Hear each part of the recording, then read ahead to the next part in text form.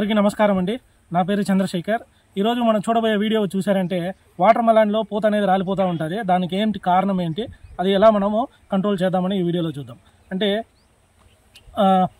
First water మెలాన్కి scientific name చూసారంటే సిట్రులస్ లెనాటస్ అనమాట. ఇది ఒక తీగ జాతికి సంబంధించిన ఒక పంట అనమాట. ఈ వాటర్ మెలాన్ చూసారంటే ఆడపూత మగపూత అనేది సెపరేట్గా ఒకే చెట్లో ఉంటుంది అనమాట. దీన్ని మనం మొనోషియస్ అని అంటాం. మొనోషియస్ కావడం వల్ల ఈడ విండు ద్వారా పాలినేషన్ అనేది జరగదు. సో విండు ద్వారా పాలినేషన్ జరగదు కాబట్టి ఈడ ఒక పూత అనేది పిందిగా మారాలంటే మనకి ఈడ తేనీగలు కావాలి. ఈ తేనీగల వల్లే మనకి ఫ్లవర్ అనేది ఫీమేల్ ఫ్లవర్ అనేది ఫ్రూట్గా మారుతుంది, మనకి ఈల్డ్ అనేది వస్తుంది.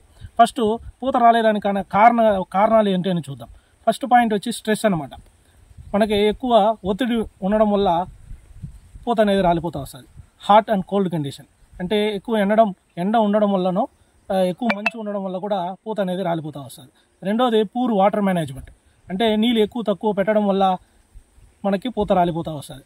మూడవది వచ్చి కెమికల్ యూసేజ్ అనమాట. ఎక్కువ కెమికల్ యూజ్ చేయడం వల్ల పూత దశలో మనకు పూత అనేది రాలిపోతూ వస్తుంది.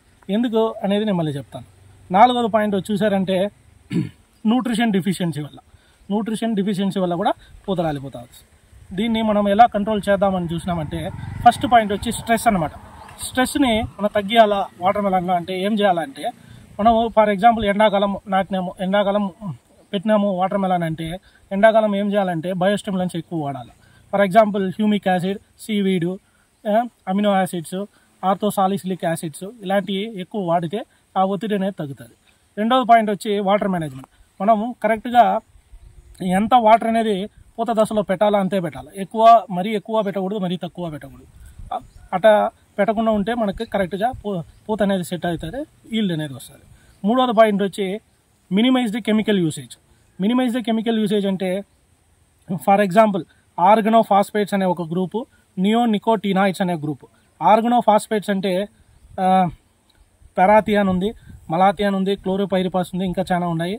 అలానే నియోనికోటినాయిడ్స్ అంటే మనకి థయామిథాక్సమ్ ఉంది, ఇమిడాక్లోప్రిడ్ ఉంది, ఈథియాన్ ఉంది. ఇలాంటి మందులు మనం వాడడం వల్ల ఏమవుతుందంటే మనకి తేనీగలు అనేది సెంట్రల్ నర్వస్ సిస్టమ్ దెబ్బతిని అదేమవుతుందంటే తోటలోనే కళ్ళు తిరిగి పడిపోతాయి, లేకపోతే బయట పడిపోతాయి, లేకపోతే తోటలోకి రావు. సో ఇలాంటి టైంలో మనం ఏం చేయాలంటే పూత దశలో మినిమైజ్ ద కెమికల్ యూసేజ్ అంటే ఈ కెమికల్ వాడడమే మనము చాలా తగ్గించేయాలి, ముఖ్యంగా ఇన్సెక్టిసైడ్స్. నాలుగో పాయింట్ చూసారంటే న్యూట్రిషన్ డిఫిషియన్సీ. అంటే మనం న్యూట్రిషన్ డిఫిషియన్సీ ఉంటే కూడా మగపూత ఎక్కువ రాలిపోతుంది. మగపూత లేకపోతే ఆడపూత అనేది పాలినేట్ కాకుండా ఆ ఫ్రూట్ అనేది మనకి ఫ్లవర్ అనేది ఫ్రూట్గా మారదనమాట.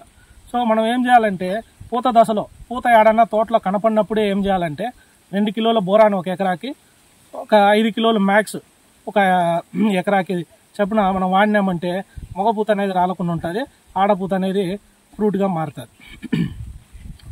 మళ్ళీ ఇంకో పాయింట్ ఉంది, ఇవన్నీ కంట్రోల్ ఎలా చేయాలని చెప్పినాను. లాస్ట్ పాయింట్ వచ్చి ఒక తోటలో మేల్ ఫ్లవర్స్ తక్కువ ఉండాలా, ఫీమేల్ ఫ్లవర్ ఎక్కువ ఉండాలి. అప్పుడే మనకు పంట అనేది ఎక్కువ దిగుబడి అనేది ఎక్కువ వస్తుంది. మనకి ఫీమేల్ ఫ్లవర్స్ తక్కువ ఉన్నాయంటే మనకు పంట అనేది రాదు. సో మనకు దానికి ఒక ముందు ఉన్నది, గాద్రేజ్ కంపెనీ వారి డబుల్ అనే మందు. దాన్ని 100 ml per acre 100 మిల్లీలు ఒక ఎకరాకి స్ప్రే చేసుకున్నామంటే మనకి ఆడపూత అనేది ఎక్కువ వస్తుంది. అలానే కాయ కూడా క్వాలిటీ వస్తుంది.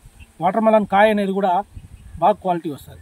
ఆ మందు అనేది ఏముంటుంది కెమికల్ అంటే బ్రాసినిలాయిడ్ అనే మందు ఉంటుంది. సో అది స్ప్రే చేసుకోండి. థ్యాంక్ యూ అండి. Thank you.